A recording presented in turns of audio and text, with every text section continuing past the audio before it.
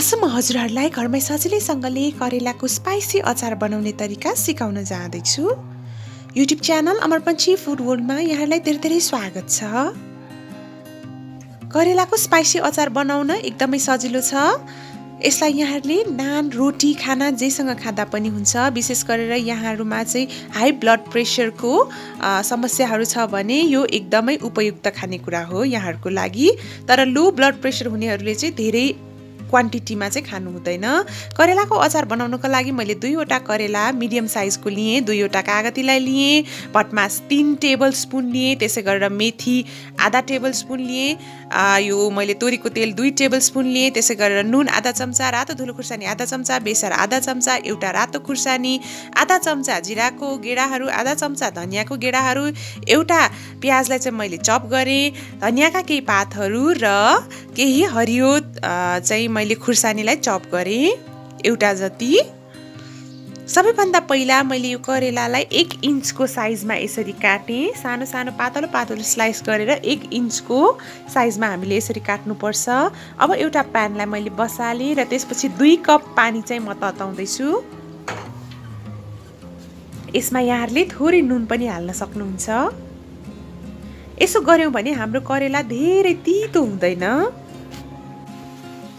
अब म यो करेलालाई बोइल गर्दैछु। विशेष गरेर करेला फ्राई गरेर अचार बनाउनु भन्दा बोइल गरेर अचार बनाउनु एकदमै स्वास्थ्यवर्धक हुन्छ। यसलाई 2 मिनेटसम्म छोपेर म पकाउँछु। धेरै पकाइराख्नु चाहिँ पर्दैन है, 2 मिनेट मात्रै पकाउँदा हुन्छ। 2 मिनेटपछि चाहिँ मैले यसलाई ग्यास चाहिँ अफ गरिदिएँ। अब यसको पानीहरू चाहिँ यहाँहरूले निकाल्न सक्नुहुन्छ। अब त्यसपछि फेरि म यही प्यान बसाल्छु र यो 3 चम्चा जति यो सोयाबिन मैले लिएकी थिएँ, त्यसलाई म 1 मिनेटसम्म लो फ्लेममा भुट्छु। यो सोयाबिन चाहिँ लो फ्लेममा हल्का पड्किन थालिसकेपछि चाहिँ अब म अरू चिजहरू थप्दैछु। मैले एउटा खुर्सानी थप्न लागेँ, जिरा आधा चम्चा र धनियाँका गेडाहरू आधा चम्चा पनि मैले यसरी रोस्ट गर्दैछु। विशेष गरेर यो रोस्ट गरेर हामीले ब्लेन्ड गऱ्यौँ भने चाहिँ एकदमै टेस्टी हुन्छ। जिरा धनियाँ चाहिँ पाउडर हाल्यो भने त्यति साह्रो टेस्टी हुँदैन। त्यही भएर म सधैँ यसरी हल्का रोस्ट गरेर मात्रै यसलाई ब्लेन्ड गर्छु ब्लेन्डरमा।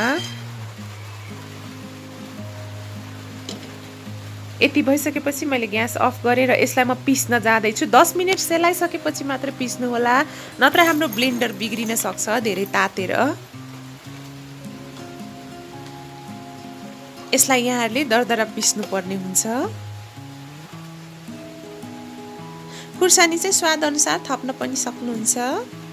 यस्तो भइसकेको छ। यो चाहिँ करेलालाई पनि मैले एकछिन सेलाउन दिएँ। अब सेलाइसकेपछि मैले हरियो खुर्सानी, एउटा हरियो खुर्सानीलाई राखेँ, एउटा प्याज मसिनो गरेर स्लाइस गरेकी थिएँ त्यसलाई पनि राखेँ।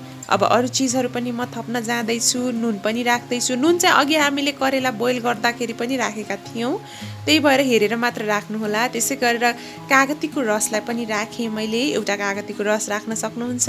यो अघि ब्लेन्डरमा मिक्स गरेको मसलाहरूलाई पनि राखेँ। रातो खुर्सानी स्वादअनुसार राख्न सक्नुहुन्छ, मैले आधा चम्चा मात्र राखेँ।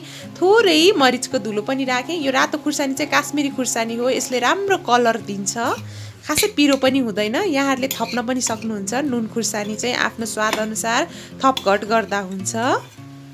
यहाँहरूले कागतीको रसको सट्टामा यो लप्सीको धुलो पनि राख्न सक्नुहुन्छ। मैले चाहिँ कागती नै राखेँ। राम्ररी मिक्स गर्नु होला। यसलाई एकदमै टाइम दिएर राम्ररी मिक्स गर्नुपर्छ, नत्र मसलाहरू राम्ररी मिक्स नै हुँदैन। एकदमै धैर्य गरेर पकाउनु होला यो करेलाको अचार चाहिँ। विशेष गरेर थकाली खाना सेटमा चाहिँ यो अचार एकदमै प्रख्यात छ। अब मैले तोरीको तेल 2 चम्चा जति चाहिँ यसरी तताएँ। यो हल्का तातिसकेपछि मैले मेथी 1 चम्चा फुराउँदैछु। यो मेथी डार्क ब्राउन नहुन्जेल हामीले फुराउनु पर्छ। बिस्तारै यो डार्क ब्राउन भइसकेपछि 1 चम्चा बेसार राखेर मैले झान्दैछु। यसरी झान्नु होला। विशेष गरेर झानेको अचार एकदमै मिठो पनि हुन्छ।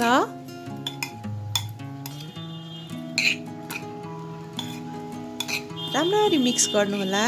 फेरि एकचोटि यसलाई हामीले झान्नको लागि चाहिँ तोरीको तेल नै युज गर्नुपर्ने हुन्छ। यो अचार चाहिँ यहाँहरूले फ्रिजमा लगभग 3 दिनसम्म राखेर खान सक्नुहुन्छ।